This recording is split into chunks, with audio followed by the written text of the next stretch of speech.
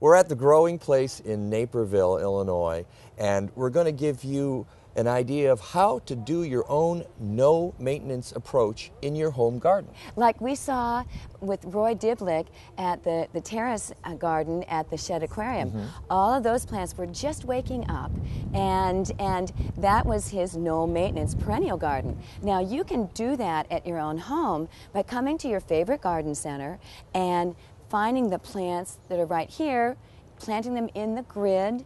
And well, these are for a grid, we have a prop, and of course the prop is a wagon. You know, and it's actually a pretty good prop because you could put these plants in a wagon at a place like this and get the grid that Roy talks about in his book.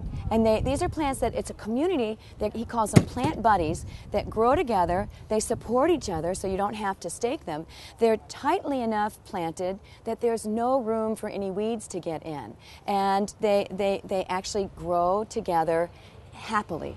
And it's in his book, Small Perennial Gardens, and as you see, it's the no-maintenance approach with a K-N-O-W. And inside, he has grids where you can put your plants together using those, and you don't have to think too hard. He does it for you. And his idea is, if you like a grid, you just keep repeating the grid on your 12-foot section, and you get that wonderful plant community that he talks about.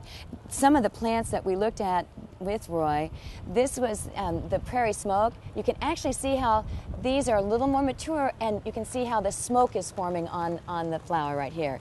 And then you've got his grasses. This is prairie dropseed. Right. And this is the one that is his namesake. This is his Northwind panicum. Right. And one of the nice things you see this drift of grasses that kind of sweeps through here. And you know what? You probably would spread these out just a little bit farther. They might not all fit in the size of a wagon, but you can use this as the basis for what you're doing. Exactly. And do it right at the garden center, roll it home, and repeat it all over again. The other thing that Roy pointed out to you, if you plant these plants this close together, you're not going to need mulch. So all those wood chips that everybody wants to have in their garden, and they think you can't have a garden without wood chips, Roy doesn't see it that way. You don't need them. They provide mulch together. They shade the ground and keep the moisture in and keep weeds out because they're growing so close together. And then instead of cutting down all the debris at the end of the growing season,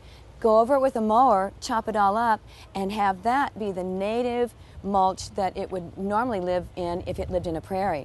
You're saving expense on hauling it away and bringing it back in, and you go in with a mower, saves you a lot of time, so you're monitoring your maintenance. All right, we are going to move on, and guess what? We are going to La Encantada restaurant, and we are going to have a cactus salad coming up on Dig In Chicago.